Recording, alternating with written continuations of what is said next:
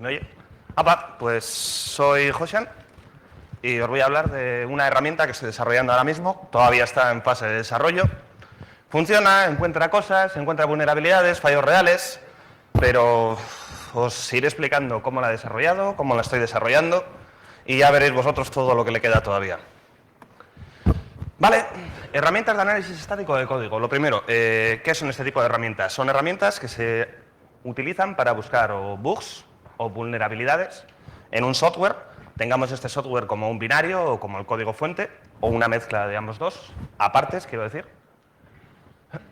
Y lo que intentamos buscar es, sin llegar a ejecutar ese software, sin llegar, por ejemplo, si tenemos el código fuente, no podríamos ejecutarlo simplemente, si tuviéramos el binario sí, sin llegar a ejecutarlo, directamente intentar sacar el mayor número de propiedades de ese software. En este caso, las propiedades que nosotros queremos buscar son vulnerabilidades. Este tipo de herramientas se necesitan para automatizar buena parte de lo que sería una auditoría de un software que estamos mirando. No se pueden automatizar todas las partes, hay mucho trabajo que tiene que ser manual, pero cuanto más trabajo nos podamos quitar de modo automático, mejor será. Vale. Se supone que es un área bastante bien investigada y demás, pero yo, en mi opinión, creo que no, porque las herramientas que existen a día de hoy están centradas en otras áreas, como iré explicando ahora. Lo primero, ¿y para qué necesitamos herramientas como estas cuando estamos hablando de auditoría de software? Cada día el software es mucho más grande de lo que fue en su día.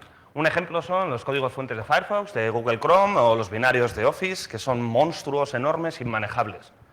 Si buscamos vulnerabilidades manualmente, abriendo con el IDA y buscando patrones, reconstruyendo estructuras, o buscando en el código fuente, grepeando, mirando desde dónde se llama, desde cualquier lado, nos damos cuenta enseguida que es una tarea tediosa, que tiende a infinito y que no sabemos nunca cuándo podemos acabar.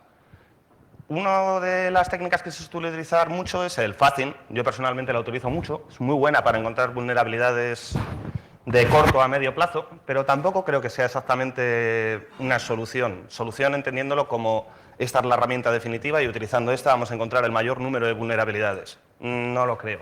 Tampoco creo que sean las herramientas de análisis estático este tipo de solución al problema, pero combinando ambas sí que podríamos ya obtener bastante más solución aparte de estos problemas. Continúo. Vale, otro de los temas es, antes abrías el código fuente de una aplicación que se estaba utilizando en cualquier lado, buscabas ese copy, main copy, ese printf y poco más y ya tenías 0 days en 2 minutos. Esto, por desgracia o por suerte, como sea, ya no es así. Ya desaparecieron y no te las vas a encontrar en general, salvo que mires el código fuente de FreeType o el de Sudo, donde metieron un format string.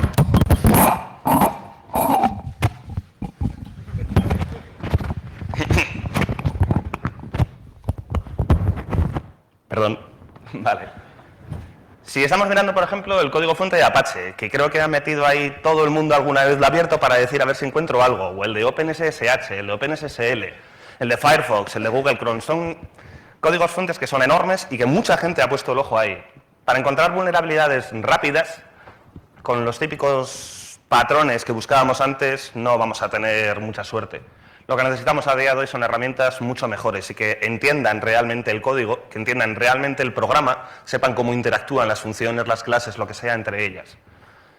Lo que he hecho yo ha sido escribir, bueno, estoy todavía escribiendo una herramienta de análisis estático que la he llamado Fuga. Bueno, esto es una canción que me envió un tío cuando dije que estaba escribiendo una fuga y resulta que es una canción en plan de barítonos que dicen So you want to write a fugue. El tío le hizo gracia.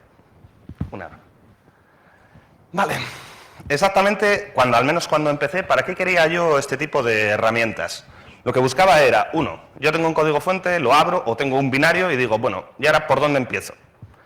Se lo paso inicialmente a mi herramienta y me dice, estas áreas son las que peor parece que están. Ya tengo dónde focalizarme. Muchas veces cuando vas a buscar vulnerabilidades, uno de los grandes problemas que tienes es, ¿y por dónde empiezo? Abres y, por ejemplo, el código fuente de Google Chrome creo que era 1 giga en total y con los commits y demás, si quieres mirar el changelog, es horrible, no sabes por dónde puedes empezar. Lo primero, este tipo de herramientas te tienen que decir por dónde parece ser que es más probable que haya cosas mal, que automáticamente, por así decirlo, te encuentres las vulnerabilidades ya conocidas. Con vulnerabilidades ya conocidas quiero decir las más típicas, por ejemplo, con llamadas a ciertas IP calls, como si estamos con un servicio en Windows y hace set security descriptor DACL y le pone todo a null, si pone una CL nula, ese tipo de cositas que se pueden encontrar rápidamente. ¿Vale? También para extrapolación de vulnerabilidades, una vulnerabilidad que nos hemos encontrado en un software X, el que sea, creamos una regla que la copie, por así decirlo, y esa misma vulnerabilidad que la vuelva a buscar luego en el siguiente proyecto en el que nos metamos. Muchas veces lo que hacemos es, nosotros las tenemos en mente, las vulnerabilidades que nos hemos encontrado en uno u otro software, cuando vamos a un nuevo proyecto, ¿qué es lo que hacemos? Primero probamos todas las que tenemos en mente, si nos acordamos de todas, y ya está. Eso es muy fácil que nos lleve a errores y que al final no terminemos probándolas todas.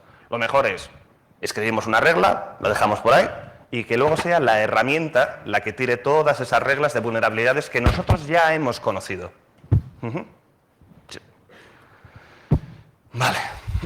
Lo que estaba comentando, las reglas pueden ser o código, luego os enseñaré alguna, o simplemente patrones. Las reglas, si bien podemos escribir reglas bastante genéricas, y esto es algo, luego cuando os hable de las herramientas de búsqueda de fallos, de bugs que existen ahora mismo, de las herramientas de análisis estáticos, veréis cuál es la diferencia. Uno de los problemas que hay es que la gente que hace este tipo de herramientas consideran que pueden encontrar todas las vulnerabilidades o todas las fallas genéricamente, cuando las fallas específicas de un producto serán probablemente lo más importante. Específicas de un producto, específicas de un proyecto como tal. Luego os voy a enseñar un bug, que es ese que está ahí puesto en el número, que es un bug específico de Firefox, en el que cuando alguien llama a un método de una clase, se producen por detrás un mollón de métodos que se están llamando de otras clases y al final, quién sabe por dónde, ocurre un use after free. Es tan específico de Firefox que si no tuviéramos un modo de escribir reglas específicamente para ese proyecto, ninguna herramienta de análisis estático actual, sea Coverity, sea Clockwork o lo que quiera vender cualquier comercial del mundo, no lo iba a poder encontrar. Vale. Muy importante. Luego, las herramientas de búsquedas de fallas de análisis estático actuales, todas se basan en el código fuente. Todas se basan en que tenemos que tener el código fuente al completo. Si no tenemos código fuente al completo, compilable y perfecto, la herramienta no vale para nada. Para nosotros, en muchos casos, para la gente que nos dedicamos a buscar vulnerabilidades, eso es algo que nos limita muchísimo. Necesitamos que funcione tanto con binarios como con código fuente. Vale. Y algo muy importante también, necesitamos interactividad con la herramienta. La interactividad os iré explicando un poquito más a qué me refiero. Y un ejemplo muy sencillo de por qué necesitamos interactividad es, ¿por qué SIDA a día de hoy el mejor desensamblador o el de facto que utilizamos todos? Por una sencilla razón, es interactivo. Que hay algo que falla, que se ha equivocado, por mucho que sus algoritmos sean muy buenos, le podemos corregir. Le podemos decir, no, no lo hagas así, hazlo de este modo. Eso es exactamente lo que necesitamos en herramientas de análisis estático. Las actuales, la interactividad que tienen es poco más que enseñarte gráficos de barras o tartas. Vale. Lo que digo, las herramientas, por muy buenas que sean, por muy buenos algoritmos que hayan programado, van a cometer errores, eso es obvio. Lo que tenemos que hacer es permitir que el auditor, el que va a utilizar esa herramienta, pueda corregir esos errores de algún modo. Indicarle, no, te estás equivocando en esto, tienes que hacerlo de este otro modo. Y también, que eso es algo que no se hace tampoco en las herramientas de análisis estático actuales, decirles, oye, no quiero que mires en todo el proyecto al completo, no me interesan estos 2 gigas y no me interesa aquí donde se parsean, yo que sé, por ejemplo, fuentes, mira específicamente en esta parte. Luego me iré explicando un poquito más adelante. Vale, estaba hablando hasta ahora de herramientas de búsqueda de bugs y llegado a lo que yo quería escribir y a lo que estoy escribiendo me di cuenta que eran 2 herramientas diferentes. Una cosa son las herramientas que encuentran bugs y que pueden encontrar vulnerabilidades y que son buenos encontrando ciertos grupos de ellas, aquellas que se pueden encontrar genéricamente, pero son diferentes porque no están enfocados precisamente al mismo tipo de público. Hay herramientas muy buenas como Coverity, Clockwork, Fortifi, Codesonar, que valen un ojo y parte del otro, cada una de ellas, en general tienen unos precios bastante altos. Ninguna de estas herramientas es mucho mejor que la otra en el sentido de, con esta herramienta vas a encontrar todas las vulnerabilidades o todas las fallas que tiene este software y con esta otra vas a encontrar un subconjunto. No, no es así. Cada uno encuentra fallos totalmente diferentes. Eso siempre es así. Lo que decía, son bastante buenos encontrando fallos, bugs genéricos, defectos de software como tal, Pero para buscar vulnerabilidades, salvo que las puedan encontrar de un modo muy genérico y sean bastante sencillas, por así decirlo, de encontrar, luego ya veréis cuando empecemos a comentar análisis interprocedural y demás lo que es sencillo, salvo aquellas que se puedan encontrar de un modo relativamente sencillo, van a fallar. Y luego voy a poner también ejemplos muy simples, con menos de 30 líneas, de dónde van a fallar. Vale, lo dicho, cada una de estas dos herramientas, lo que yo estoy escribiendo y lo que existe ahora mismo de gente como Coverity, Cloudware, Smash, están puestas o están hechas para diferentes públicos. Vale, las herramientas para buscar fallos están hechas para programadores. Yo estoy programando un software en C, C++, Java, lo que sea, y quiero un analizador que cuando hago mi commit me verifique el código y que vea que no he metido algún error muy simple. Intentan buscar todo tipo de defectos de software. Un dip by 0, por ejemplo, sería algo que te lo tendría que reportar. Intentan reducir siempre al máximo la complejidad de las alertas. Esto es, si yo puedo escribir un checker que busca unos errores muy complicados, pero luego no sé explicárselos al usuario, el usuario lo ve, ¡buah! Olvídalo, y te lo marca como falso positivo. Y eso es lo que suele ocurrir siempre con este tipo de herramientas.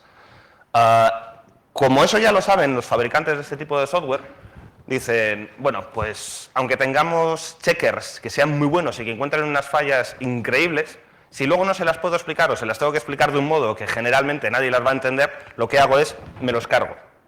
Estas son las herramientas de búsqueda de bugs. Porque si no, luego al final, cuando un usuario, en este caso programadores, ven que tienen 200 alertas para su código fuente, las 50 primeras dicen, no entiendo absolutamente nada, ¿qué creéis que hacen con las otras 150? Hasta luego, Lucas. Yo es lo que haría, vamos. Vale, por otra parte están otro tipo de herramientas. Yo no estoy interesado cuando voy a buscar vulnerabilidades en todo tipo de defectos de software. Un ejemplo, si estoy mirando en un programa cliente, estoy mirando Firefox, a mí no me interesa que tenga un dip by 0 por ahí, porque eso no lo puedo explotar. Salvo que tal vez también me encuentre luego vulnerabilidades en manejadores de excepciones y tal, pero son casos ya más específicos. Sinceramente, como programador a mí me dicen, mira estos 100 fallos y veo que los 100 son falsos positivos, salvo uno, y me tocaría las narices bastante. Sin embargo, buscando fallas, me da igual tener que mirarme 100 que sean falsas si por cada 100 me voy a encontrar una que de verdad es una vulnerabilidad.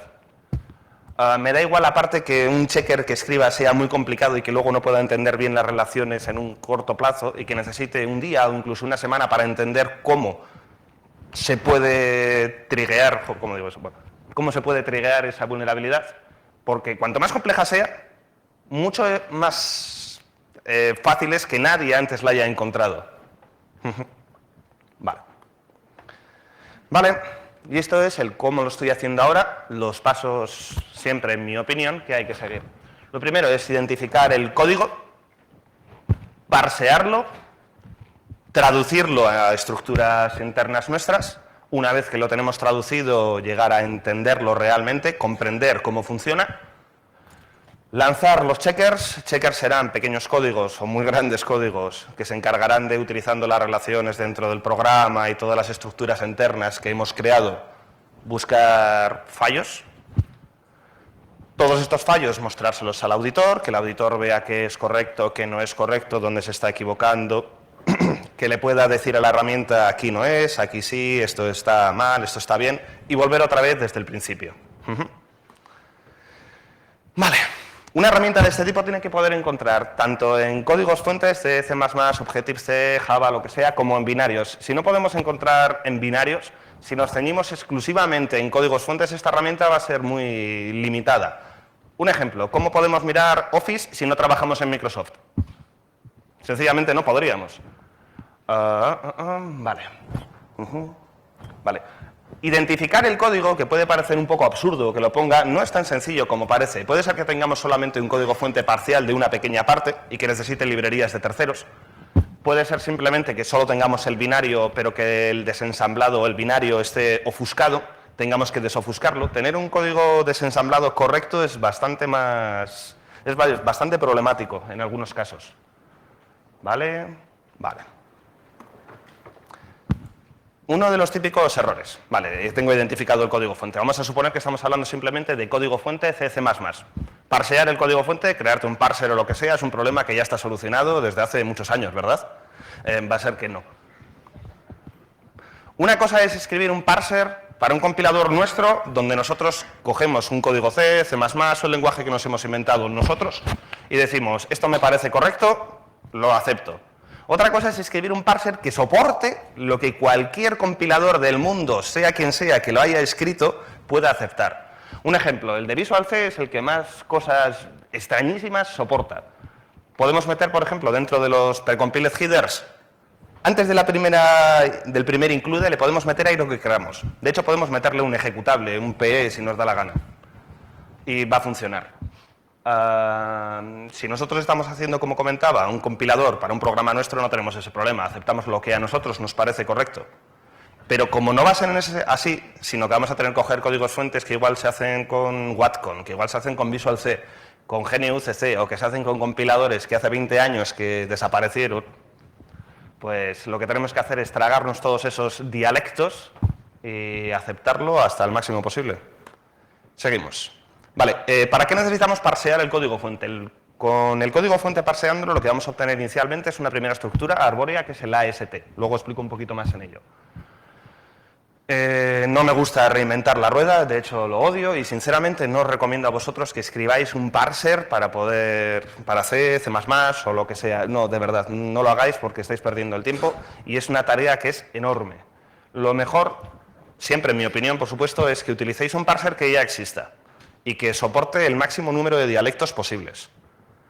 En mis pruebas iniciales, el primer prototipo que escribí en menos de 3 meses para ver si mi idea medio funcionaba, lo empecé con PYC parser, que es un parser muy limitadito y muy rápido de C, escrito en Python, que no se recupera de errores, que tenía que estar limpiando continuamente el código fuente. Con limpiando quiero decir scripts en Perl que lo único que hacían era filtrar expresiones y borrar lo que no entendía. O sea, unas guarradas impresionantes que eran para cada compilador. Para cada código fuente específico de cada compilador. Solamente aceptaba código C que estuviera bien formado, si había un tipo que no podía resolver porque no teníamos el código fuente al completo, no se recuperaban errores. Por mucho que intenté parsearlo, había veces que era simplemente imposible. No era una buena opción. Estaba bien para el prototipo, pero para nada más. A día de hoy lo que estoy utilizando es libclang. Sinceramente se traga lo que le demos, tanto de C como de C++ hasta ciertos puntos. En Objective-C no lo he llegado a probar mucho, pero parece ser que también acepta bastantes cosas, incluso cosas que están relativamente mal formadas. Se sabe que funciona muy bien en escenarios de verdad. Por ejemplo, Clockwork, que es una herramienta de análisis estático bastante conocida, lo utilizan ellos. Y si no, si tenéis un tío rico en América, es probable que la mejor herramienta sea el Edison Design Group C++, que es un frontend de C++, y son 5 tíos que se dedican exclusivamente a hacer eso, y es el que se utiliza en prácticamente todas el resto de herramientas de análisis estático de código, como en Coverity y demás. Pero debe de valer un ojo de la cara y medio. Vale. Parser, hemos estado hablando todavía del código fuente, ahora hablamos de binarios. Necesitamos también un parser para binarios. Lo que hemos dicho antes que necesitamos, que es sacar del código fuente una AST, pues para los binarios del desensamblado sacar una AST, exactamente lo mismo. Parsear un código ensamblador, indiferentemente del ensamblador que sea, es muchísimo más sencillo que hacerlo en C. Sin embargo, el código que vamos a tener que parsear, no el código, es que va a haber demasiados ensambladores diferentes para los que tendríamos que escribir nosotros traductores o bueno, parsers para que nos saquen el AST. Lo que habría que hacer además es convertir esos ensambladores a una representación intermedia, un ensamblador común, y de ese ensamblador común luego generar el AST ya genérico, no específico para cada ensamblador y demás. Estos son algunos de los perdón, de las representaciones intermedias que hay. Está Rail, que lo hacen en Dynamics, está hecho específicamente para ingeniería inversa, Elir, que lo hicieron en la gente de Eresi, el IR, que utiliza Valgrids por dentro. Vale. Mi idea, soy muy vago en general. Yo, en vez de escribirme mis propios traductores o coger el ensamblador y me pongo con el instruction set que me toque y me creo yo, dije, mira, voy a intentar buscar la solución más sencilla. Y cogí descompiladores. A día de hoy hay descompiladores públicos, tengo licencia, pues puedo empezar. El descompilador de LIDA, de X-Rays, tiene soporte para x86 y ARM. Al menos para empezar está bastante más que bien. Tiene aparte una API, tú puedes escribir plugins para este descompilador. con esa API lo que haces es te exporta una AST, que es justo lo que yo quería. Ya está. Los problemas que te encuentras con este modo que he decidido utilizar yo es: los descompiladores están hechos para que tú veas el código y lo puedas entender, no para que lo puedas recompilar, al menos estos descompiladores, los que estoy hablando ahora. Así que la AST que te va a generar tiene ya incluso optimizaciones por dentro, que a nosotros para buscar fallos nos puede molestar bastante. O un descompilador puede asumir algo, pero asumirlo incorrectamente, y que el resultado que veamos nosotros y que el programa va a aceptar, va a tomar para buscar luego fallos dentro de él, sea un resultado incorrecto. Un ejemplo muy sencillo. Este es el ejemplo con el que empecé yo en mi prototipo. Con mi pequeño prototipo inicial encontraba solamente 3 errores. ¿Cuántos veis aquí? Como mínimo 4 ya tiene menos de 5 líneas de código. Unos cuantos ya tiene.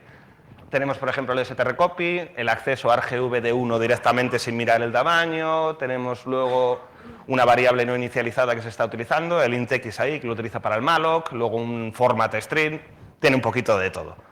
Vale, pues yo tiraba esto con mi prototipo inicial y encontraba 3 errores. Está bien. Lo compilaba y lo tiraba con el descompilado y me encontraba 4 errores. Y me encontraba, por ejemplo, el primero de ellos, veis ahí que pone en initproc la función.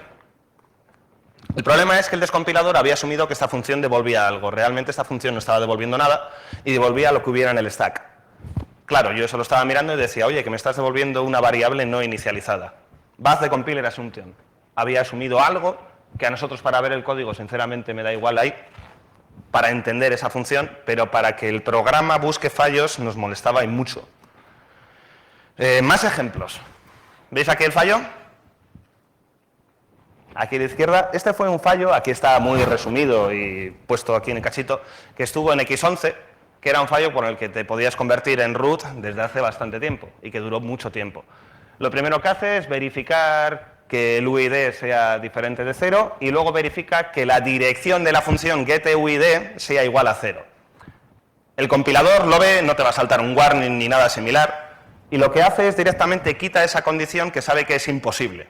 Lo compilamos y al final el código descompilado que nos queda es el que está al lado, donde vemos que tenemos solamente el getUID, que es la única llamada función que sabe que se hace, y el código que sabe que realmente se va a ejecutar.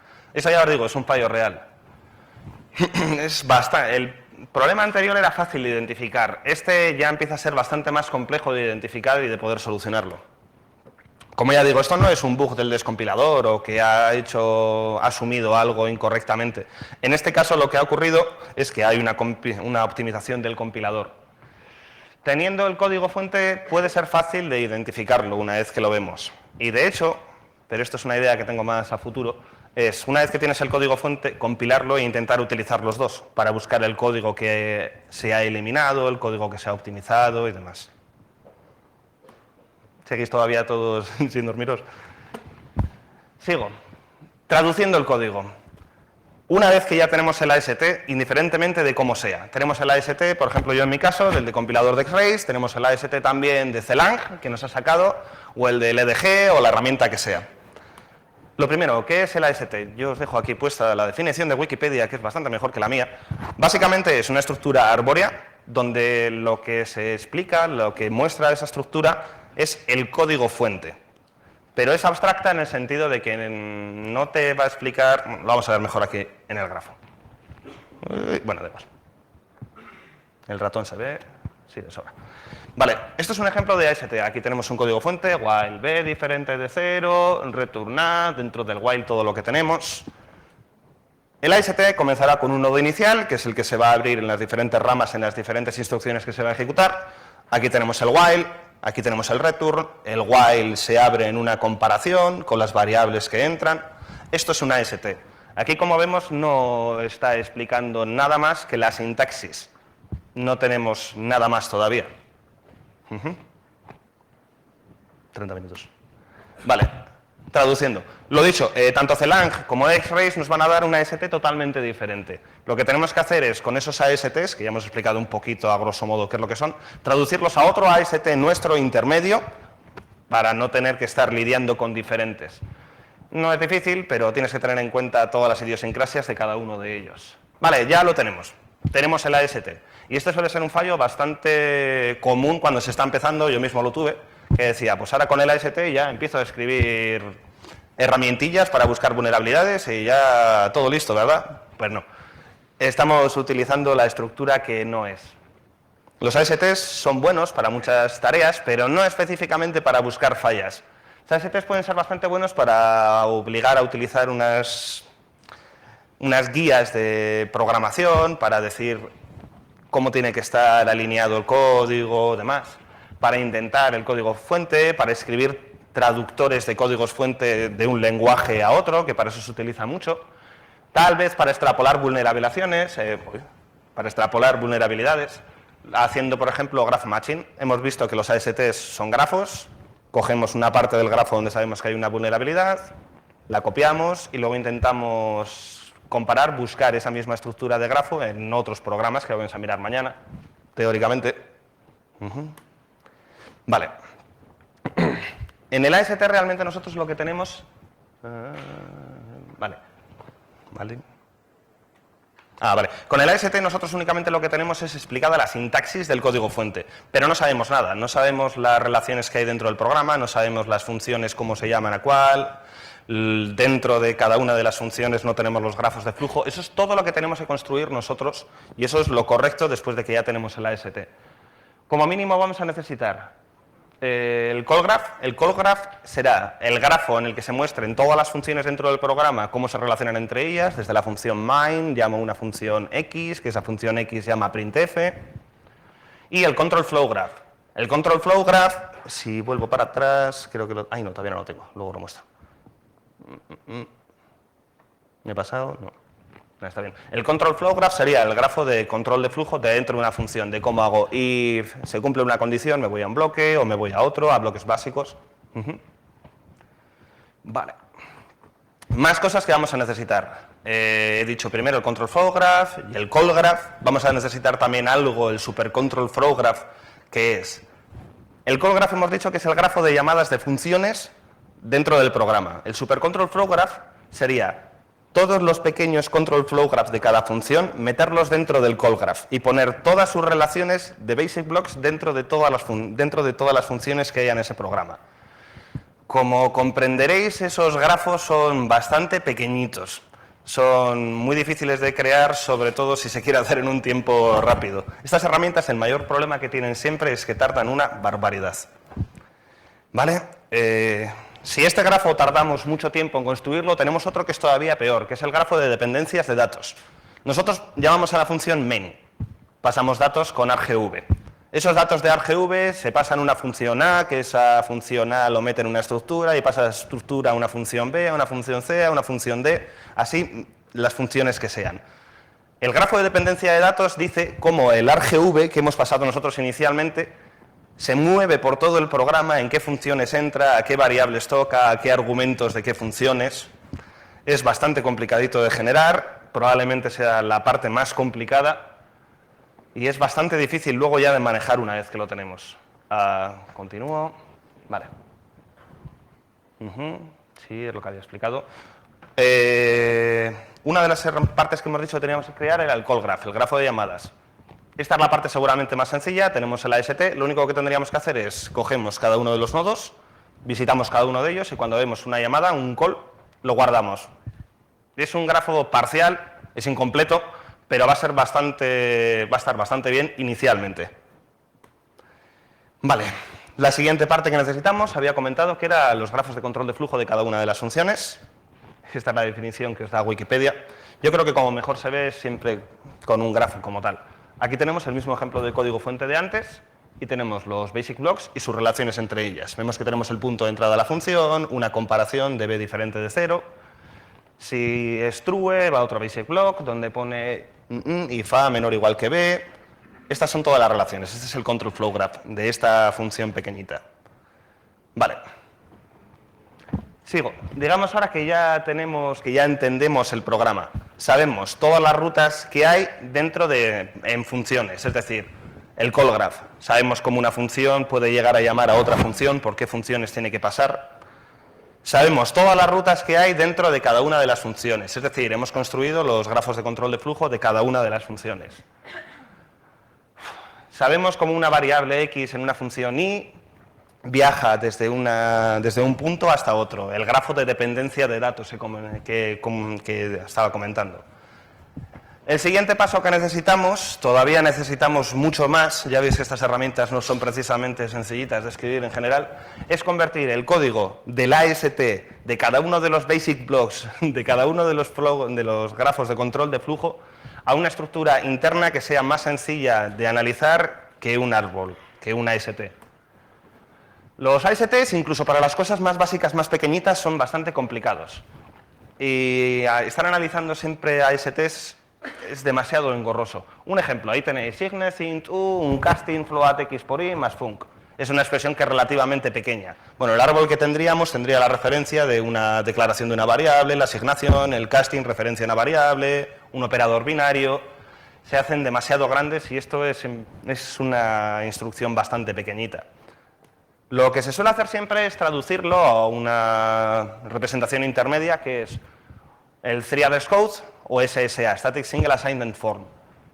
Vamos a ver qué es lo que son. Aquí os dejo yo las descripciones que da Wikipedia, que son siempre bastante mejores que las mías. El Three Address Code realmente es un código en el que vamos a tener siempre dos operandos, operando A, el operando B, un operador y un sitio donde vamos a dejar el resultado. A grosso modo. Lo que vamos a tener es cada una de las instrucciones que tenemos del código fuente original del C o que tengamos de, por ejemplo, si fuera con un desensamblador, la vamos a traducir en una o varias instrucciones más. Imaginad que tenemos A igual A más B más 10. En ese caso tendríamos tres operadores, que sería A, B y 10, o sea, operandos, y dos operadores, A más B más 10. Nosotros queremos convertirlo en operaciones más simples, donde solamente tengamos dos operadores, o sea, dos operandos y un operador. Este es un ejemplo muy sencillito, es un código C que tenemos ahí, y abajo tenemos el código en pseudo C, pero en Three Address Code. La variable i igual a se inicializa, ahí en el for, entramos a una condición que sería el i menor que 10, como saltaría un label, y luego vemos que tenemos diferentes versiones de una misma variable, o sea, variables temporales. La variable temporal 0 será igual a i por i, que es la parte que vemos por aquí. La variable temporal 1 será la dirección de B, que es donde va a hacer luego el acceso al array que tenemos aquí. En Three Address Code lo que se hacen es, aparte de convertir cada instrucción a una instrucción más simple, donde solamente se realiza una única operación, se crean variables temporales. Vale. En SSA, si bien tiene más diferencias, lo que se hace es, en vez de crearse variables temporales, se crean diferentes versiones, como se llama, de la misma variable, metiendo nodos phi. Sin embargo, realmente a nosotros no nos interesa mucho cómo es específicamente SSA o Three Address Code. Lo que necesitamos es un código intermedio que solamente realice una operación, solamente tenga dos operandos, deje el resultado siempre en un mismo lado y que además esa instrucción sea única y solamente realice una única acción, que no tenga efectos colaterales. Un ejemplo sería la instrucción subtract de ensamblador. Sí, resta algo, pero a la vez cambia flags. No nos valdría, tendríamos que separarla en dos instrucciones. Sigo. Vale, y vuelvo un poquito, si sigue alguno todavía vivo, a las diferencias entre las herramientas de búsqueda de fallas y búsqueda de vulnerabilidades. Writing checkers. Se supone que ya tenemos toda nuestra infraestructura, ya tenemos convertido los ASTs, los control flow graph, tenemos todo el código SSA o TreeAST o lo que nos hayamos inventado. Ahora, el siguiente paso, después de que hemos hecho todo eso, que tarda una brutalidad de tiempo, es escribir ya algo que aproveche esas estructuras para buscar fallas, para buscar vulnerabilidades. En las herramientas de búsqueda de bugs normales, cuanto más código mires, mejor. Cuantos más fallas puedan encontrar, mejor. Recordemos que ellos simplemente buscan pues, defectos de software, cualquiera. En nuestro caso es diferente. Yo no estoy interesado, si estoy mirando una aplicación cliente, por ejemplo Firefox, en un fallo que tiene leyendo un archivo de configuración local, porque no lo puedo influenciar en remoto. Si estoy mirando un servidor, digamos, yo que sé, Apache o SQID, no me interesa un error que pueda ser un Stack Overflow parseando un archivo de configuración local que solamente puede cambiar el root. No porque yo esté mirando en ese momento vulnerabilidades remotas. Vale. puede ser que nos interesen todo tipo de bugs para buscar vulnerabilidades cuando hablamos de aplicaciones locales privilegiadas. Un ejemplo sería sudo, pero no va a ser lo típico. Así que, en general, nuestra herramienta tiene que interactuar con el auditor, al menos en el sentido en el que el auditor le pueda decir, busca en estas áreas o busca este tipo de fallos. Vale. Necesitamos, como mínimo, poder decirle en qué áreas. Si es algo así como un perfil, cuando vamos a iniciar el proyecto le decimos, pues esta parte es server-side, así que no mires cosas que no puedan ser influenciadas en remoto. Si esta parte es client-side, no mires cosas que no se puedan, que solamente sean locales y que no sean interesantes.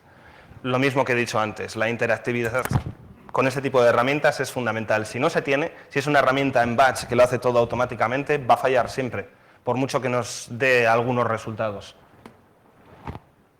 Un ejemplo de las primeras versiones que escribí de mi herramienta.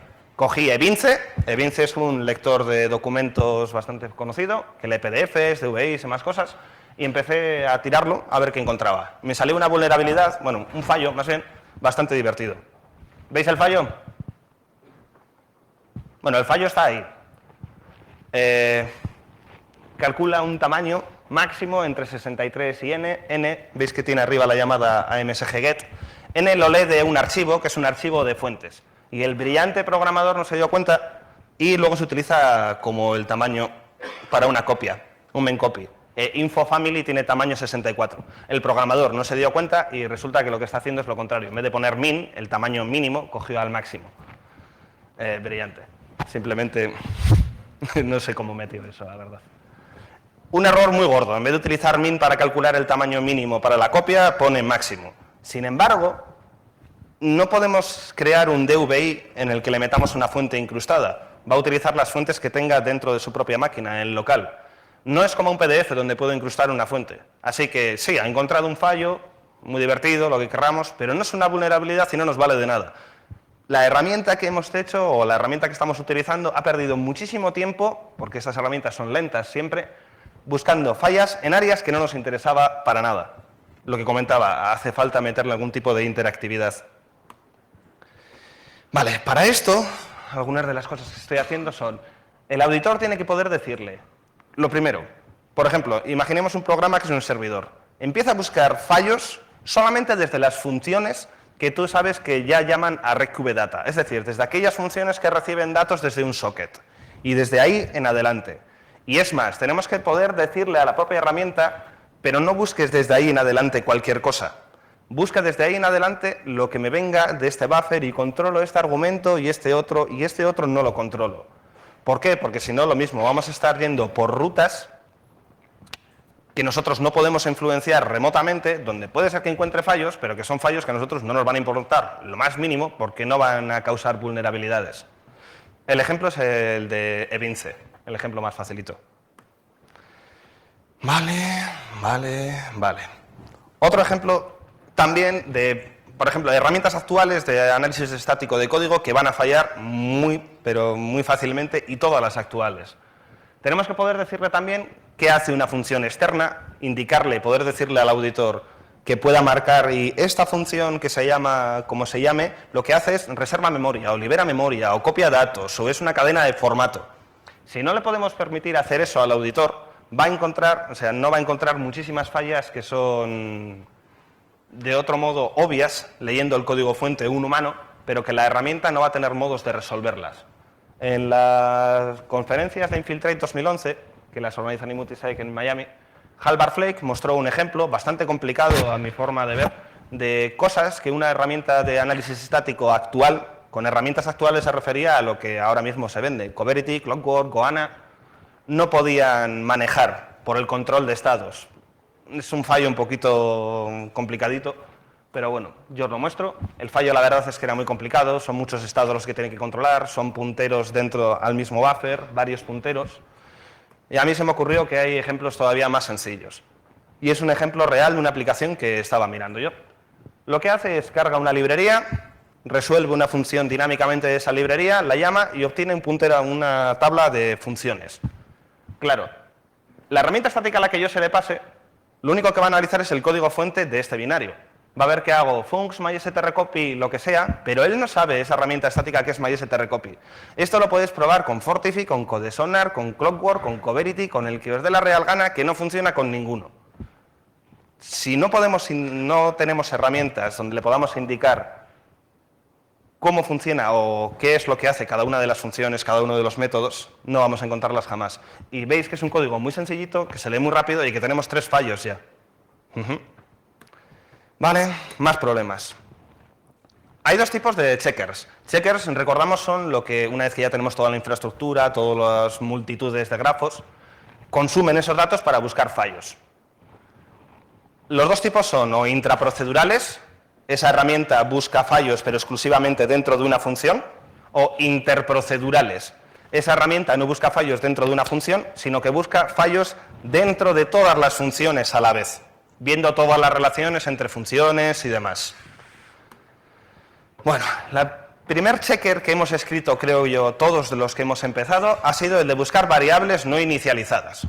Tengo donde se declara, si no se utiliza en ningún lado o si veo que se utiliza en un sitio pero no lo he asignado, ya está. Es lo que así a priori. No es tan sencillo como parece, tenemos punteros que apuntan a esa variable y que luego se pueden estar utilizando en otras zonas, punteros a punteros a punteros a punteros, y bastantes más cosas. Luego, uno de los problemas más habituales. Hemos dicho que teníamos una de las cosas que necesitábamos, el control flow graph, que era el grafo de control de ejecución, en el que mostrábamos cómo dentro de una función iba ejecutándose el programa, las diferentes rutas que se podían tomar. Si vamos a buscar cómo una variable no es utilizada cuando no ha sido inicializada, tendremos que mirar todas las rutas posibles que hay dentro de una función. ¿Cuántas rutas posibles hay dentro de un grafo dirigido dentro de una función? Depende de la función. Si la función es pequeñita, puede que sea un problema fácil de decidir. Es decir, vale, pues tiene un máximo de 20 rutas. Si la función es como la siguiente que os voy a mostrar, pues me decís a ver cuántas rutas hay. Esto es una función real, esto es una función de Acrobat Reader. Ya está. Si queremos mirar software real, tenemos que utilizar, o sea, vamos a encontrarnos con casos como estos. Cuando estamos escribiendo ese tipo de herramientas y hacemos nuestros ejemplos básicos con un programita en C que tiene 4 funciones, eso funciona perfecto. Pero donde tiene que funcionar realmente es en este tipo de escenarios. Sigo. La función de Acrobat Reader. El número de posibles rutas que teníamos en esa función, mirarlas todas, yo creo que es simplemente imposible. Es muy posible que que sea imposible por una sencilla razón. Dentro tienes loops. No sé cuántas veces va a tomar ese loop, no sé si no lo va a tomar nunca, si va a seguir ahí continuamente. Lo que hay que hacer es buscar soluciones, aunque sean parciales, para intentar solucionar ese tipo de problemas. Una de ellas es lo que se llama análisis sensitivo, sea de flujo, sea de ruta, sea del contexto. Básicamente lo que tenemos que hacer es buscar soluciones para que el número de rutas a mirar sea inferior a la que tenemos que mirar a la que miraríamos si no intentamos reducir el grafo. Para este tipo de análisis necesitamos abstraer todos los predicados. Los predicados son todas las condiciones, todos los if o todas las condiciones de los whiles, todas las condiciones de un for, abstraerlos y mirar dónde se están utilizando para saber qué rutas son las que nos van a interesar. ¿Cómo hacerlo? Mi opinión. Buscamos, por ejemplo, vuelvo a repetir el caso de las variables locales, ¿de acuerdo? Cogemos las variables locales, buscamos los predicados que dependen de ellas y construimos un grafo con solamente esos bloques básicos. Si no se consiguen unir, lo que hacemos es ponemos los bloques básicos que sean necesarios hasta que se pueda unir. Con un poquito de suerte tendremos un grafo más pequeñito y que es bastante más sencillo de mirar. Con suerte, no siempre es así, no se puede reducir siempre un grafo de una función. Recuerdo que estamos hablando solamente de análisis intraprocedural, dentro de una única función, ¿vale? Y ahora ya cambiamos. Os he hablado del problema dentro de una única función, pues imaginad lo mismo dentro de todas las funciones de todo un programa. Vamos a suponer que ya teníamos nuestro checker buscando variables no inicializadas que funciona para una función local. A mí me costó bastante tener el primero. Lo siguiente que tenemos que hacer es convertirlo a interprocedural, es decir, que tenga en cuenta las relaciones entre todas las funciones y cómo una variable A dentro de una función X se convierte en el argumento B de una función Y. Tenemos que controlar los posibles estados de ejecución de esa máquina. no hay un solo estado, hay múltiples estados. ¿Os acordáis que comentaba un poquito antes el problema de la explosión de rutas a mirar con la función esta que estamos mirando? Que aquí el número de rutas a mirar puede que sea incluso imposible. Pues además de eso, tenemos que tener en cuenta no ya solamente que va a ser dentro de una función, sino que va a ser dentro de muchas funciones y que tenemos que controlar, en la medida de lo posible, todos los estados que se pudieran dar. Controlar eso ya es simplemente imposible. Como mínimo es horrible, porque no puedes mirar todas las rutas, tienes que mirar solamente algunas. Y si queremos controlar el estado, que era de lo que estaba hablando ahora mismo, ya es algo que simplemente se hace imposible. No podemos controlar todos los estados por todas las rutas por las que va a pasar. Hablamos un poquito más del estado. ¿Cuántos estados posibles puede tener en cada una de las funciones? O sea, dentro de una función. Digamos que puede ser un número limitado, el número de estados. Número de estados me refiero al número de valores que pueden tener variables, de rangos, demás, dentro de una función. Y si ya no hablamos dentro de una función, sino que estamos hablando de todo el programa, de todos los estados en los que puede estar cada una de las funciones y demás, esto se hace... los problemas cada vez son más y más y más grandes. Lo único que podemos hacer, como siempre ocurre en este tipo de cosas, es intentar averiguar los límites, es decir, en vez de decir tengo una variable i que va de -4, o sea, de menos no sé cuántas mil hasta donde sea, mirar los 4 gigabytes de tamaño, puedo decir, yo aquí veo que simplemente va de 0 hasta 127 y mirar solamente ese rango, por poner un ejemplo rápido. Buscar predicados opacos, condiciones que nosotros sabemos que no se van a cumplir nunca, por poner un ejemplo, y ejecución simbólica. La ejecución simbólica es intentar buscar un estado específico, un estado que nosotros queremos porque sabemos que si ese estado se cumple podríamos encontrar una vulnerabilidad, dentro de una función la que sea, hablando solamente de intraprocedural, ni siquiera hablo ya de interprocedural, e intentar reproducirlo. Lo que tendríamos que hacer es abstraer todos los predicados, es decir, todas las condiciones, sacar todas las operaciones computacionales correspondientes a todos esos predicados, recuerdo que solo hablo ahora de una función, y generar fórmulas para probar que se puede cumplir esa condición tirándolo con un SAT o un SMT Solver. No cuento aquí porque son herramientas bastante más complejas y solamente yo ya sería una charla entera. Este tipo de herramientas lo que hacen es, nosotros le damos una serie de condiciones, como ecuaciones, y te dice si esas condiciones se pueden cumplir. Por ejemplo, A igual a 0, B igual a 1, A igual a B, te dicen si esa condición se puede cumplir. 1 es igual a 0, no. Esa es una condición muy pequeña, pero imaginad que cogéis todas las condiciones que tenéis dentro de una función, como la de antes que os he enseñado en Acrobat Reader, y generáis una fórmula para tirarlas a este tipo de herramientas. Puede ser que acabe en un segundo, en 2, o puede ser que no acabe nunca y se tire días. Estas herramientas no siempre dan una solución. Hay gente, por ejemplo, los de Coverity, que tienen experiencia, que dicen que no vale de nada esto y que realmente no es útil.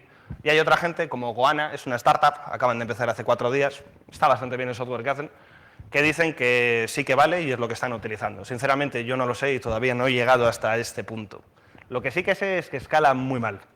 Escalar me refiero a si miro solamente dentro de una función y dentro de una función, con una función tan grande como la que he comentado antes, en casos muy sencillos que he hecho yo, me ha tardado 3 horas en resolver para una función. Imaginemos un programa en el que no tenemos una función, sino que tenemos, por ejemplo, 100.000 funciones. Claro, es que va de modo exponencial. Y ya para acabar, la herramienta que estoy haciendo yo ahora, el estado actual y lo que quiero hacer en el futuro. El estado actual es que está muy lejos de estar acabada. Funciona, encuentra fallas. Tengo una versión que me funciona para código fuente, la versión que funciona con el IDA es bastante limitada y funciona a veces sí y a veces no ahora mismo.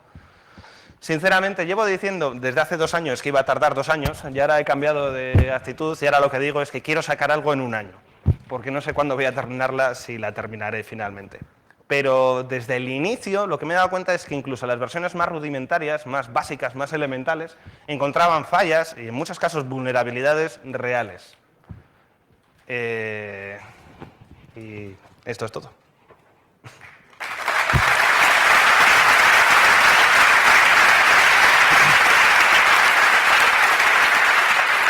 Muchas gracias. Muchas gracias. ¿Preguntas, por favor?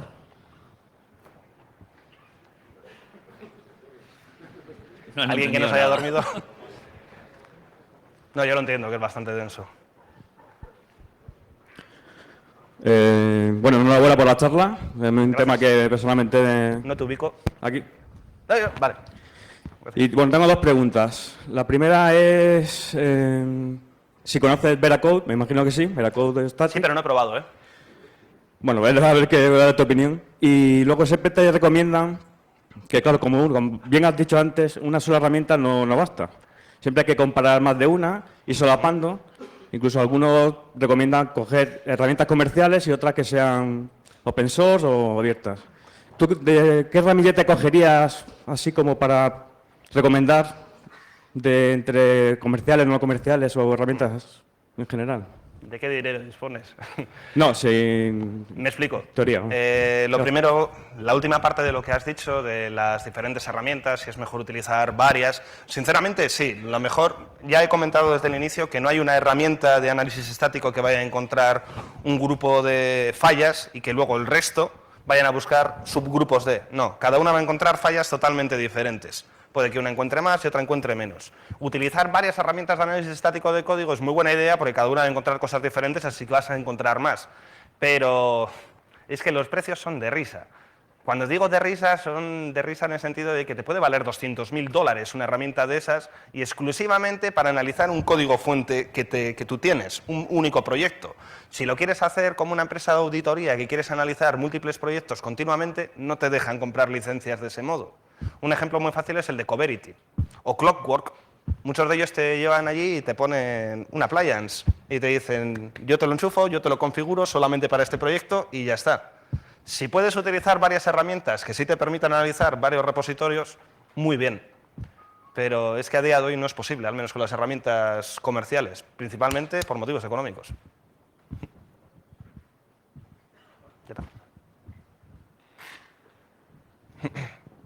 ¿Alguna pregunta más? Ahí, por aquí.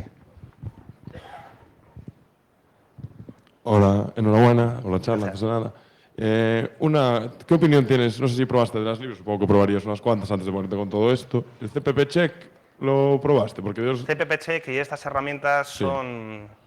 Están bien, pero es que son muy básicas. Y es que encuentran todos los problemas que dijiste hoy, Sí. pero todos. Te encuentran un buffer overflow en un cliente que no se ejecuta nunca, que es parte de un servidor, pero que no...